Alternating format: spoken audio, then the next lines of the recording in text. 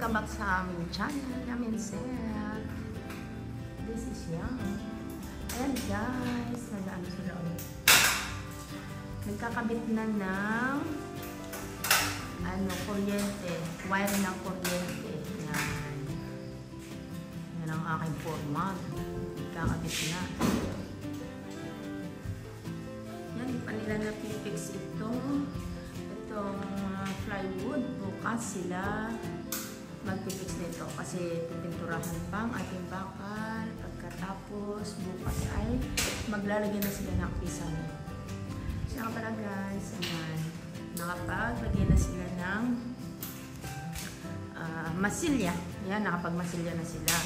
Hindi pa yan pintura, masilya pa lang yan guys. So, ang kinis, ang galing ng aking taga-masilya. Pulido.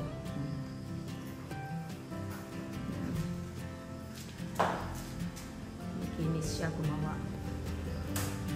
Bayaw ko rin ang gumawa niya. Masilya. Kinis ang pag-ano. Ha? Saging? Ewan ko kanina yan. Saging na yan.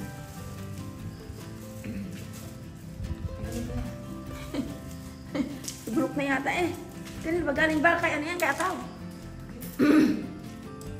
Ayan. Nakakabit na yung kanyang. Ano kang pangalan yan? Kaya nga.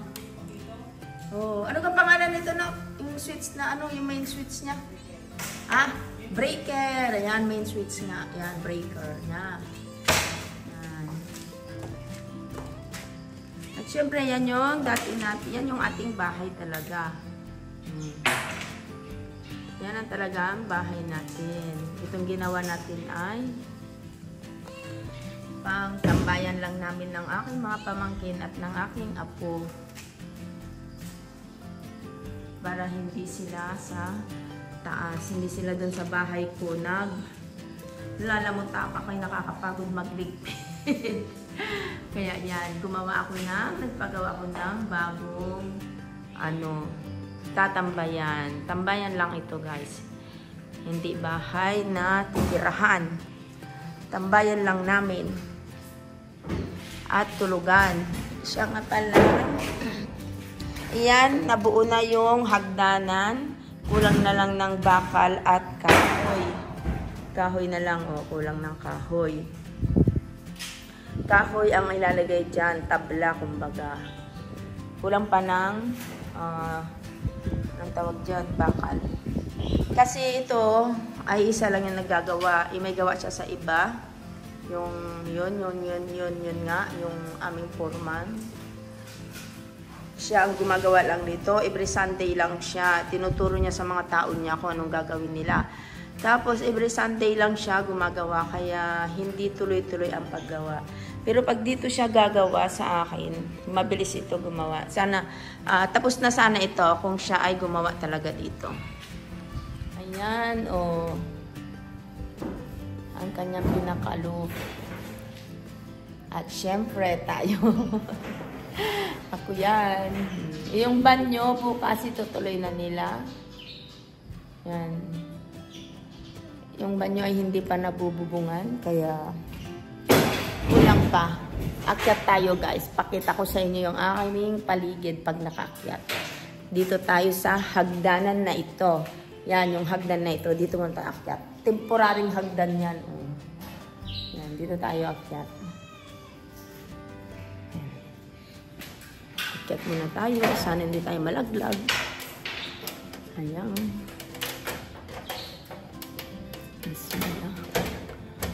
Akyat muna tayo. Hindi ko tinali ang buhok ko.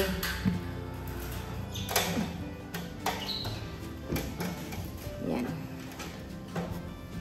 Puro sinyas lang kami kasi may lumalabas naman na salita sa kanya kaya lang hindi malinaw. Yun, apaw ang tawag sa kanya. Yan. Ayan siya, Ayun. Yan, wiring. Masipag to, wala siyang pahipahinga. Hindi yung sa kanyang pahipahinga, Sunday. Tapos ngayon, alam nyo, tapos na ang oras ng trabaho niya doon sa kabila. Ngayon, ano sila kasi bukas maglalagay sila ng kisame bukas. Kaya kailangan, maano niya ikabit na niya yung wire ng kuryente. Kasi magkikisame na sila bukas. Ngayon, ang oras na ay alas 6 na ng hapon. Ngayon, ginawa niya, in overtime na lang niya. Iba yung price. Ang presyo pag ganito.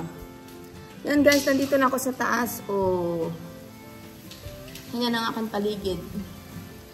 Pag nasa taas. Yay! Ayan yung bahay ko. Diba? Saya-saya. Parang bata lang ano.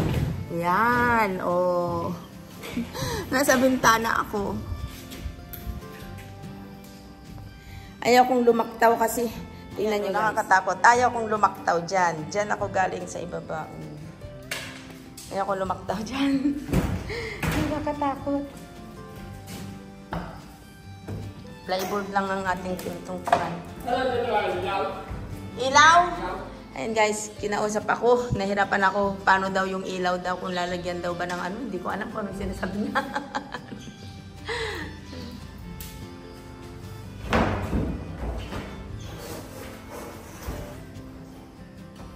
Yan yung aking pinanggalingan. Naglalim. Nakakatakot. Diyan ako galing.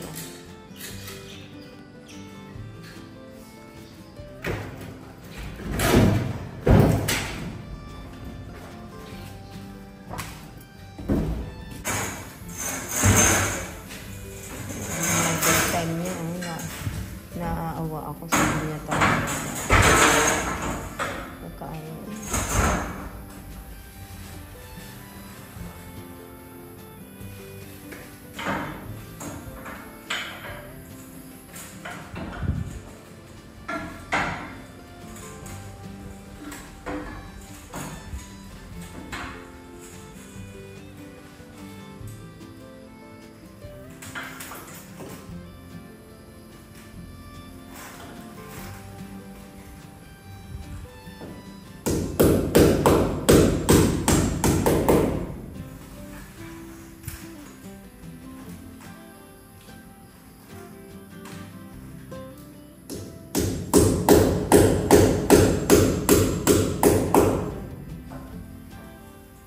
Dito niya kasi ikakabit yan, yung may ilaw na yan. Diyan niya ikakabit.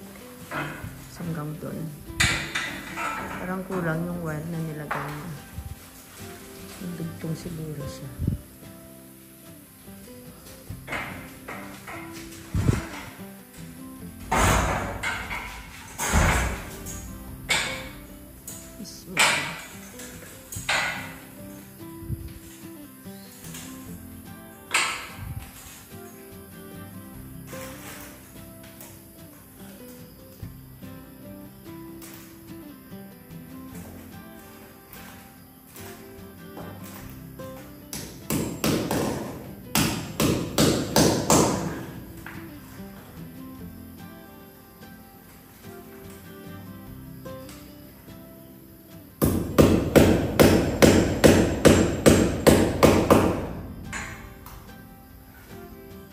Bukas na raw niya tatapusin. Nililigpit na siya.